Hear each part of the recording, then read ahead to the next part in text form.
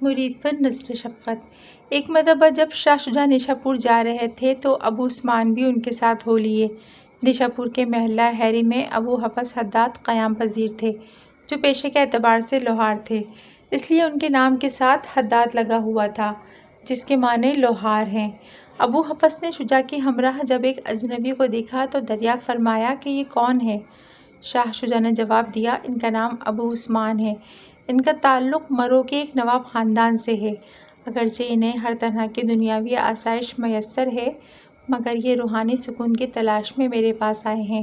شاہ شجاع کی بات سن کر ابو حفص نے نوابزادوں کو تیکھی نظروں سے دیکھا اور پھر شاہ شجاع صاحب سے کہنے لگے کہ اگر آپ مناسب فرمائیں تو نوابزادوں کو کچھ دنوں کے لیے میرے پاس چھوڑ جائیں، کیونکہ مجھے ان میں ایک مکمل باعمل درویش نظر آتا ہے۔ پھر وہ خود ہی نوابزادے سے پوچھنے لگے، اے سید، کیا آپ میرے پاس رہنا پسند کریں گے؟ نوابزادے نے فوراً اس بات میں جواب دیا۔ اس پر ابو حفص کہنے لگے، یہ میرے پاس آپ کے ذریعے آئے ہیں، اس لیے آپ کا نام ان سے ہمیشہ منسوب رہے گا۔ نوابزادہ نے ابو حفص سے درخواست کی کہ اگر اجازت دیں تو میں شاہ شجاع کی خدمت بھی کر لیا کروں۔ ابو حفص نے اس کی اجازت دے دی۔ چنانچہ شاہ شجاع تو چند روز بعد واپس آ گئے اور نوابزادہ ابو حفص کے پاس ہی رہ گئے۔ اب آپ کا واسطہ ابو حفص حداد سے تھا۔ انہوں نے نوابزادہ سے پوچھا کہ تمہارے بیوی بچے کہاں ہیں؟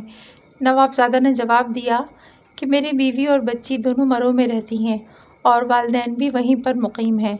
پھر ابو حفص حداد کہنے لگے، ایک بار پھر سوچ لو سید، اگر تم میرے ساتھ نیشا پور میں رہو گے تو تمہیں بے پناہ مشکلات اور پریشانیوں کا سامنا کرنا پڑے گا۔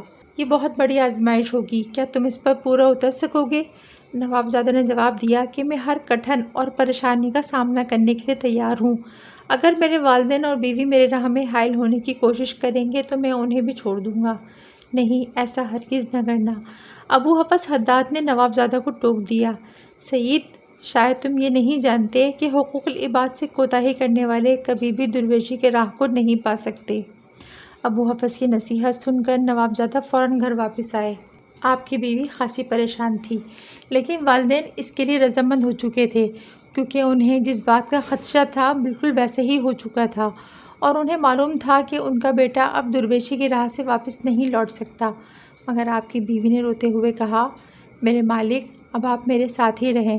اگر آپ نے میری بات نہ مانی تو آپ اپنے حقوق سے غفلت کے مرتکب ہوں گے، جو اللہ کے نزدیک ایک ناپسندیدہ عمل ہے، جبکہ آپ درویشی کی راہ پر اللہ کی تسلیم و رضا کے لیے چل رہے ہیں۔ نوابزادہ نے بیوی سے کہا، اگر ایسا ہی ہے تو بھی میرے ساتھ نیشا پور چل۔ جس زندگی کی تو بات کرتی ہے اس میں سوائے شرمندگی اور ندامت کے کچھ نہیں ہے، لیکن اس زندگی سے نجات اور فلاح کا راستہ نہیں ملتا۔ اگر تو میرے ساتھ یہ ساری تکالیف برداشت کر سکتی ہے تو میں تمہیں اپنے ساتھ لے جانے کو تیار ہوں۔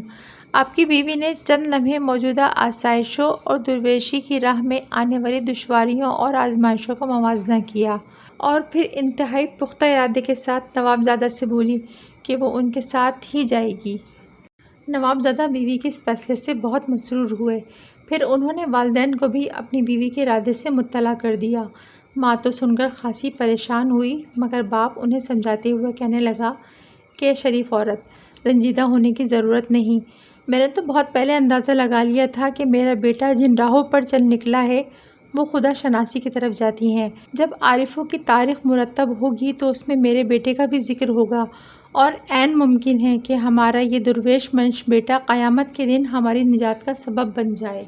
یہ سن کر نوابزادہ کی آنکھوں سے آنسو جاری ہو گئے، مگر ان کے ارادے میں کوئی لغزش نہ آئی۔ اسی وقت آپ اپنی بیوی اور بچی کے ہمراہ نیشا پور روانہ ہو گئے۔ ابو حفص حداد نے انہیں نیشا پور میں ہی رہنے کے لیے ایک مکان مہیا کر دیا۔ نوابزادہ صاحب بھی اپنے مرشد ابو حفص حداد کے ساتھ لوہے کا کام کرنے لگے۔ اس جگہ اللہ تعالیٰ نے آپ کو ایک بیٹا عطا کیا۔ ابو حفص نے نوابزادہ سید کے اس بیٹے کا نام عثمان تجویز کیا، اور اسی نسبت سے نوابزادہ سید ابو عثمان کے نام سے مشہور ہوئے۔ آپ کے مرشد ابو حفص نے ایک روز فرمایا، میں بھی کتنا خوش نصیب ہوں کہ جس کو میں نے ابا میں تلاش کیا اس کو میں نے اپنی قبا میں موجود پایا۔ ابو حفص کا یہ اشارہ شاہ شجاع کرمانی اور ابو عثمان کی طرف تھا کہ جنہوں نے بادشاہی کو ٹھکرا کر گدائی کا لباس اوڑھ لیا۔ حضرت ابو عثمان ایک روز اپنے وقت کے عظیم جید اور عالم یحییٰ بن معاذ کے پاس چلے گئے۔ یحییٰ بن معاذ نے ان سے دریافت فرمایا کہ اب تک وہ کیوں ان سے دور رہے؟ ابو عثمان نے جواب دیا کہ اعلیٰ حضرت، میں تو آپ کے پاس آنے کے لیے کافی عرصے سے بے تاب تھا، مگر بعض طاقتیں مجھے آپ کے قریب آنے سے روک رہی تھیں، لیکن اب غیبی طاقت نے میری مدد اور رہنمائی کی ہے، جس کے باعث میں آپ تک پہنچنے میں کامیاب ہوا ہوں۔ اس پر یحییٰ بن معاذ فرمانے لگے، ابو عثمان، تم جیسی شان رکھنے والے فقیر اس دنیا میں بہت کم پیدا ہوں گے۔ آپ نے کچھ عرصے تک یحییٰ بن معاذ کے ہاں قیام کیا اور پھر واپس ابو حفص کی خدمت میں حاضر ہو گئے۔